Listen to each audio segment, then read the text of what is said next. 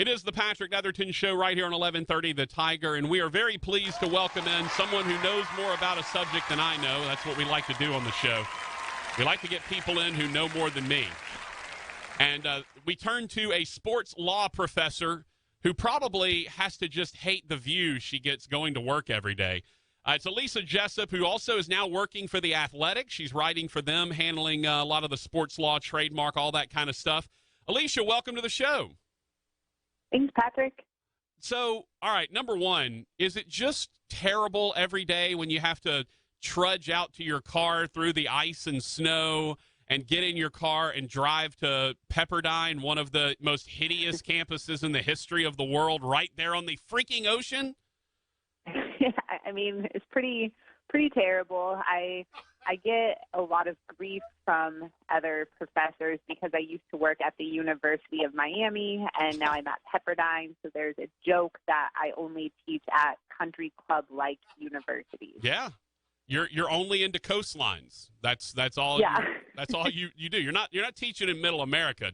Kansas better not come calling, because you ain't going to Kansas. I mean, it's not on a coast. I grew up in Denver, so I spent 22 years landlocked. So I finally broke free. Yeah, so you went from one of the most beautiful cities in the, nestled up against the Rockies to two of the more beautiful cities on the coastline. So clearly, you're doing things terrible for yourself. I really hate that for you, and I'm sorry to hear that you've had such a rough go of it so far.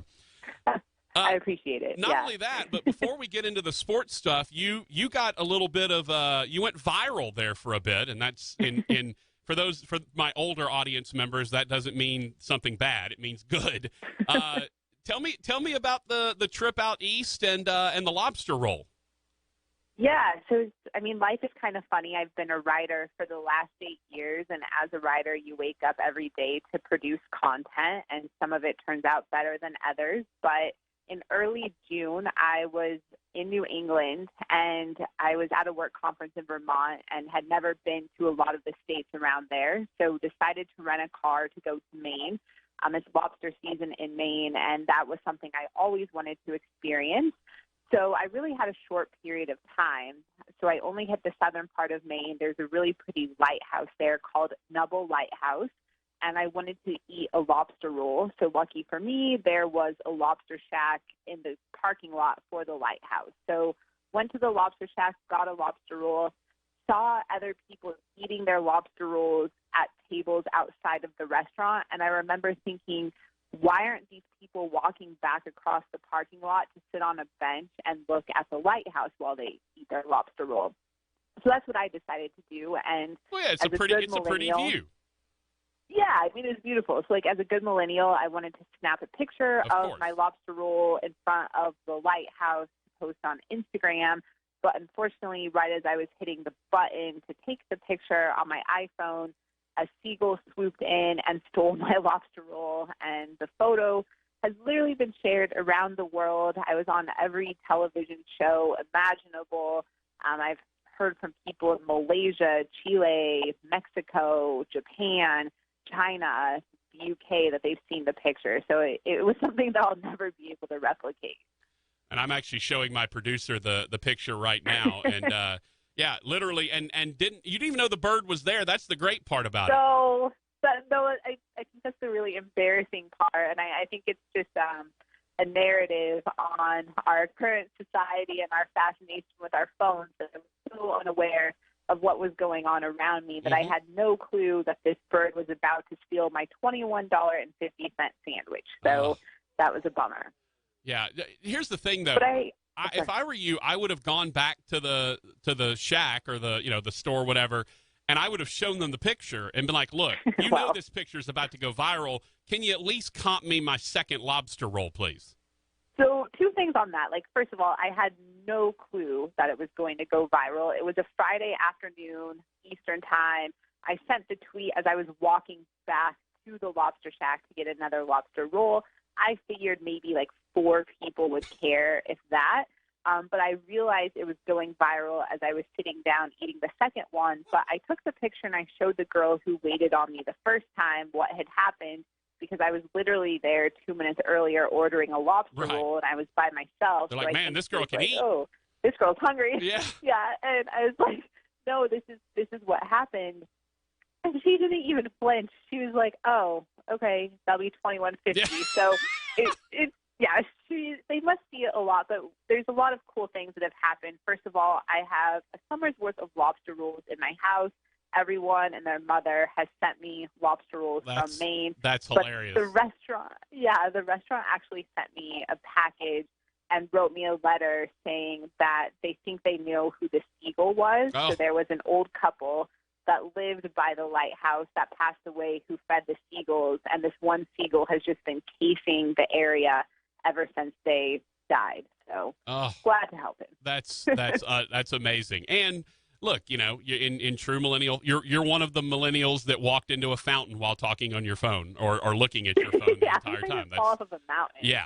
Could be a lot worse. Yeah, no, that's pretty amazing. Talk to Alicia Jessop, sports law professor at Pepperdine. Went viral having her lobster roll stolen by. And by the way, the picture is amazing. We're going to retweet it here in a second. It is an amazing. Yeah, you can get picture. a T-shirt. Yeah. Oh, the T-shirt. You got T-shirts now. Yeah. See, look at that. Oh yeah. There's a website. Oh, got a whole website. SeagullStoleMyLobsterRolls.com. You can get a mug, a T-shirt, or a beach towel with proceeds benefiting the American Bird Conservancy. Oh, there you go. I was hoping you'd say the proceeds would benefit someone going to hunt that seagull down and take it out.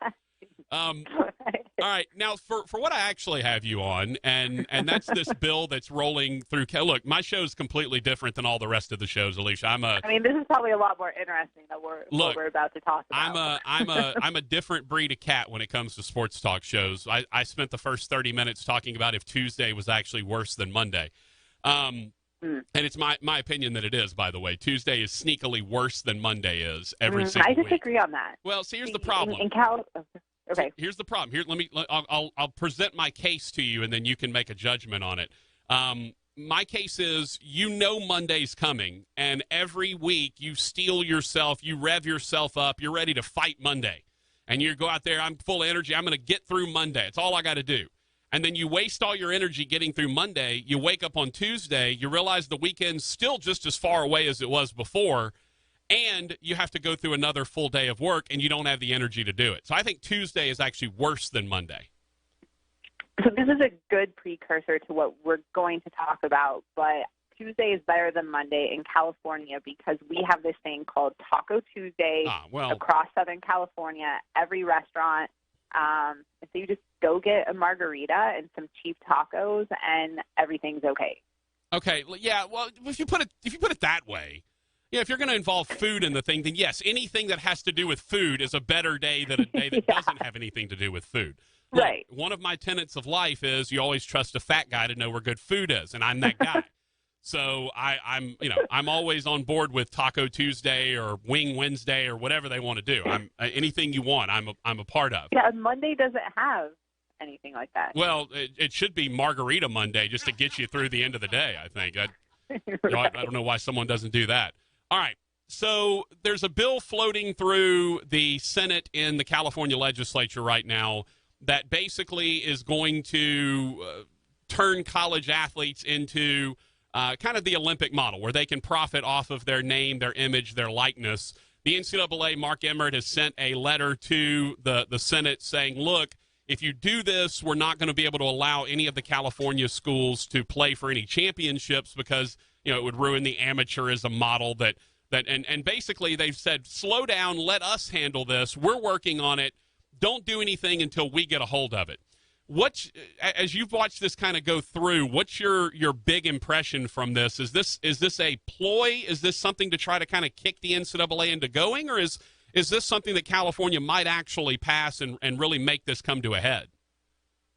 So I want to start with the last thing you said, that what's going on right now is Mark Emmert has sent a letter to two legislators lobbying them to not take this vote. And it's important to note that if California enacts this law, it's not going to go into effect until 2023. Okay. For me, that just seems so far away that I can't even imagine what this world looks like in 2023.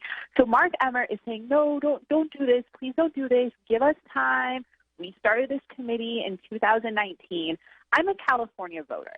And I hope that the people leading my state are not dumb enough to fall for this argument.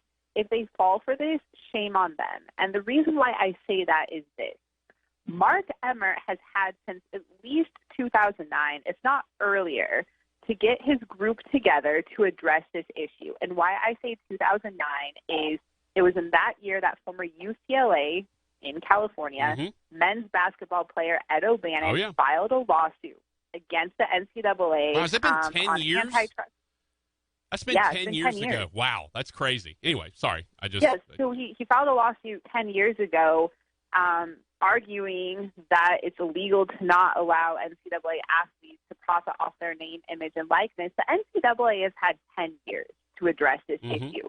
And the fact that it only began a working committee to investigate the issue, and we know how slow the NCAA moves. Oh, yes. It only began a working committee this year to address the issue is ridiculous. And so if California falls for this argument, like, shame on them. And to your second question, is the enactment of this law a method to get the NCAA to move? Absolutely. And what I think is really interesting is it's really a bipartisan and bi-coastal issue. So you have Democratic leadership bringing the law forward in California, but in North Carolina, you have a similar bill that's brought by a Republican member of the House there. So good for these states, because the NCAA arguably really wasn't motivated to move, despite not only facing the O'Bannon case, but other antitrust law challenges as well.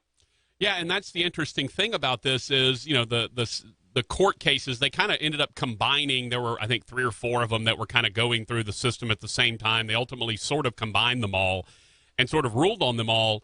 But I think kind of, you know, it made a lot of noise 10 years ago when it was filed and as it was going through. But I think everyone kind of lost what actually happened at the end of that. And obviously there's appeals processes and all of that. But remind everyone of kind of where we sit in terms of legally in the law, especially the Ed O'Bannon case, and you know what they're actually trying to get done moving forward. Yeah, so O'Bannon was heard in California federal court, and at the trial level, the judge was a woman named Claudia Wilkin. And, you know, the NCAA spent $53 million defending the case just at trial. Okay, that's a lot of money. And ultimately, Judge Wilkin ruled in favor of Ed O'Bannon, but in her ruling, she did something kind of interesting. The first thing she did was say that D1 revenue-producing programs must pay their college athletes full cost of attendance scholarships. And then the second thing she said was that athletics departments need to hold back $5,000 per athlete in revenue-producing sport per that athlete's year of eligibility, and keep it in a trust to give to them when their eligibility expires. So obviously the NCAA doesn't like this decision, so they appeal it to the Ninth Circuit Court of Appeals. And one of the big sticking points of the appellate argument was, where did this $5,000 number come from? Like, how did Judge Wilkin decide that the value of an NCAA athlete's name, image, and likeness each year amounts to $5,000?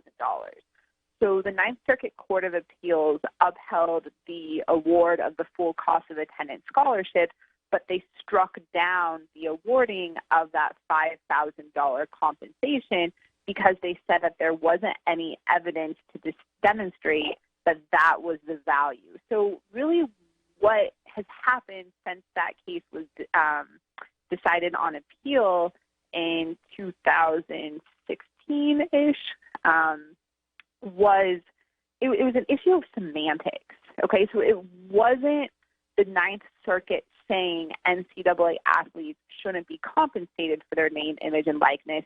It was the Ninth Circuit saying, we have no clue where this lower court judge got this $5,000 number. Yeah. So, yeah, we need to side with the NCAA here. So there's other legal cases that have moved through the court system, but the other issue with the way O'Bannon was decided is the way the ruling's written is now anything paid to college athletes must be tied to an educational purpose. Yeah.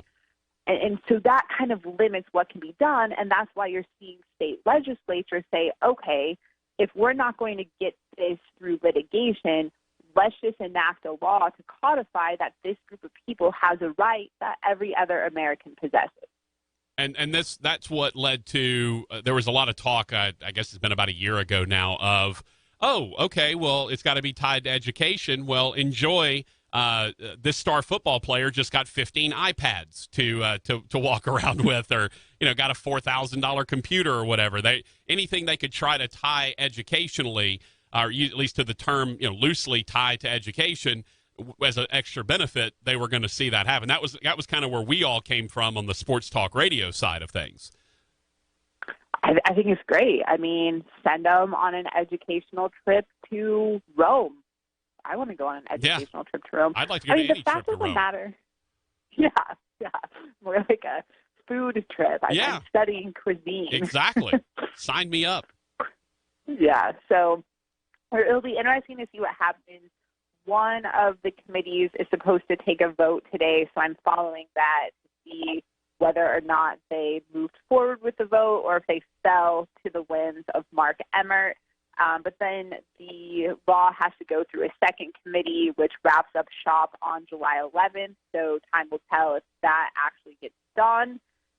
So we'll see where this all goes. Yeah, it's going to be very fascinating. One other thing I wanted to touch on real quickly is the stories came out a couple of weeks ago when everyone was down at NACDA, the National Association of Collegiate Directors of Athletics, which is one of the worst titles of anything I've ever heard.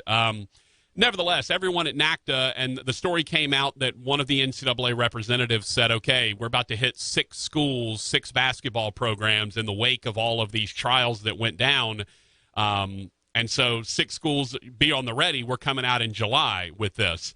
Are you anticipating this being kind of like, I guess the thing that we're worried about in Louisiana, or we're interested in, is, does this mean we're finally going to get the wiretap that we keep hearing so much about? What do we think the NCAA has, especially when it concerns LSU, because of all the stuff we heard surrounding Will Wade? I mean, I know you don't really know, but do you have any speculation as to, could the FBI have just given everything they had to the NCAA for their investigation?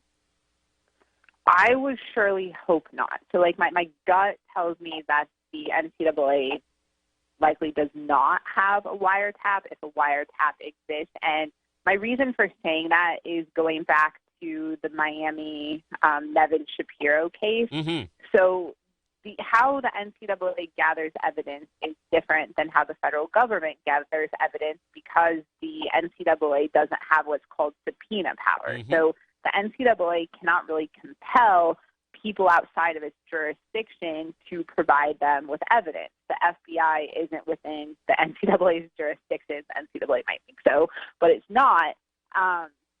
So I highly doubt that the FBI handed over a wiretap to the NCAA. So the NCAA has a group of very skilled investigators in its Indianapolis office who were given a pretty large leeway in this case, especially if you remember when the news broke in 2017, the NCAA said it had no idea about any of these allegations.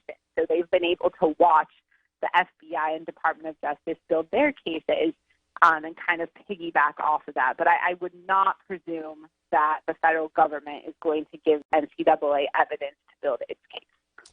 It's going to be interesting to follow. That's all supposed to – it seems like everything's going to come down in July. So, hey, maybe we won't have to talk about if Pete Rose should be in the Hall of Fame. Maybe we'll actually have real sports topics to talk about in July. That'd be nice. I know. July is the worst. If you want to talk about Monday, July is the worst month of the year. Oh, sure. Down. Yeah, especially for sports talk hosts. There is no doubt about that. I got lists I have to get to. I have to talk about Pete Rose getting in the Hall of Fame. I got to go through all these.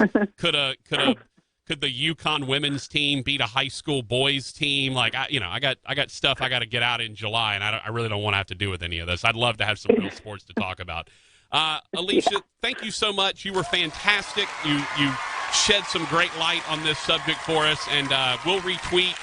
Again, give us the website to go get the seagull lobster roll gear. Seagull stole my lobster roll That's a long It would be website, a girl. great 4th of July shirt. No doubt. I'll have to go get one. Do they come in 3X? Do we have them in big boy sizes? I think so. They're Okay. men and women's sizes. The mug fits everyone. So Yeah. it's Well, good. look, when I wear it, it'll look like the largest lobster roll and the largest seagull in the history of the world. So it'll be fantastic. Alicia, thank you so much. We really appreciate it. Awesome. Thank you. All right. Alicia Jessop.